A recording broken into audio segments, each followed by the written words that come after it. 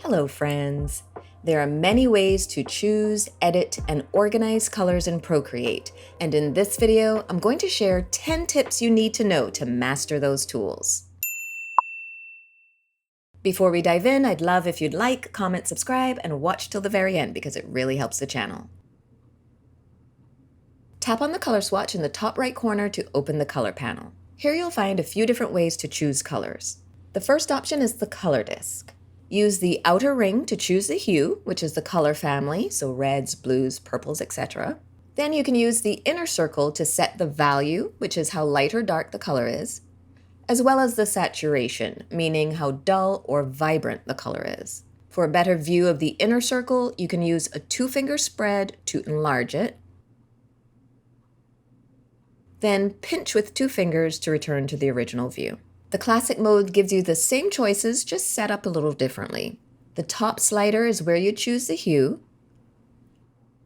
The middle slider changes the saturation.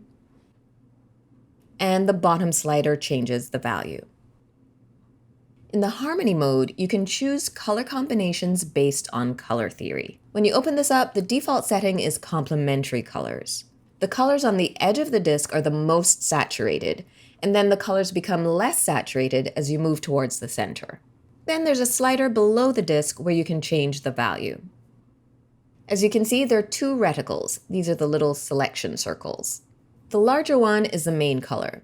When you select a color with the large reticle, the small reticle will show you the complementary color. You can just tap on that smaller circle to select that color. If you tap on complementary, a menu will pop up where you can choose other types of color combinations.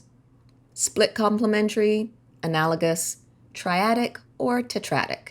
If you're not familiar with color theory and these terms sound a little intimidating, don't worry about it. Just know that this harmony option will allow you to choose colors that work well together. As you can see, the number of reticles change depending on which type of combination you choose.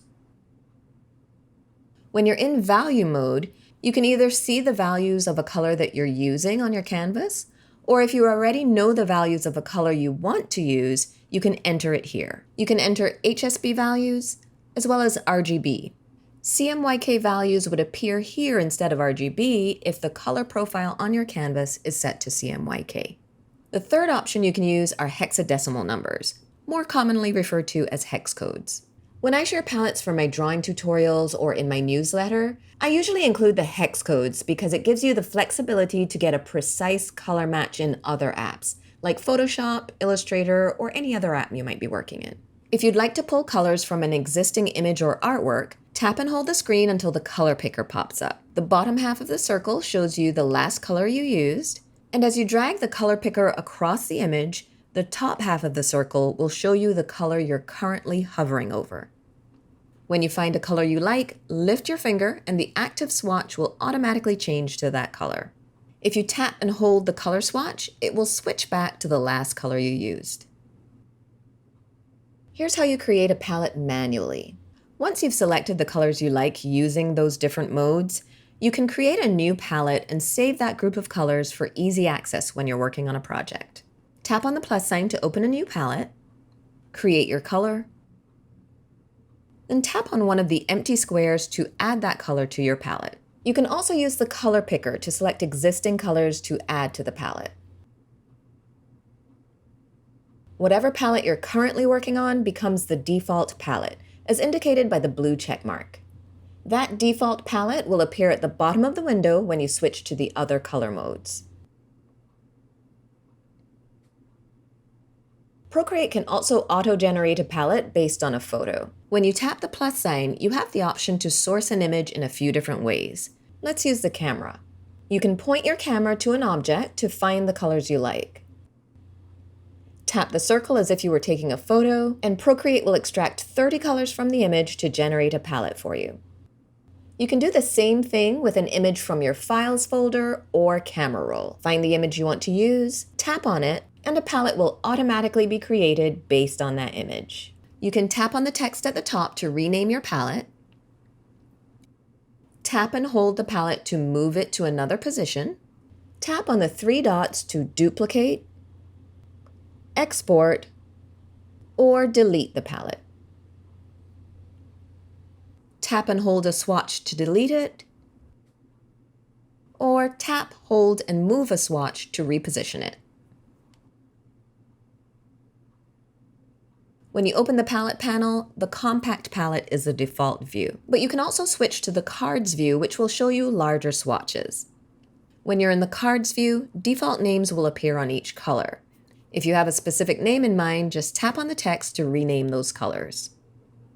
Now, when you choose a different tool, the palette window normally closes. But if you want to keep the palette visible, just tap and hold this area at the top, then drag it away from the top bar.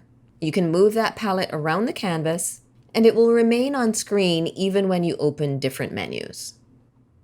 Just tap on the X to return the palette window to its normal position. To quickly fill a shape, you can use the color drop feature.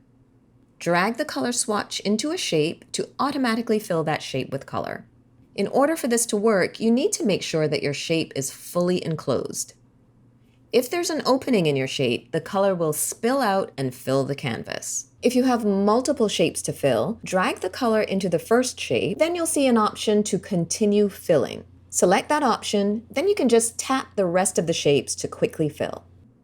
Then tap the blue check mark to exit that mode.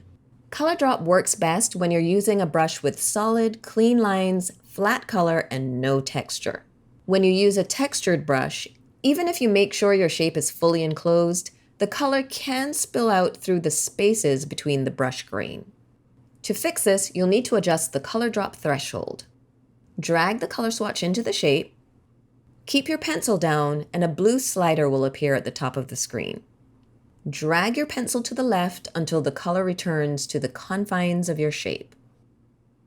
Here's an important thing to keep in mind. Even though you're using a textured brush, your shape will be filled with a flat color when you use the color drop feature. If you want to maintain the texture, you'll need to fill the shape manually. I really hope you found these tips helpful. For more Procreate tips and tricks, there's a link to a playlist in the description.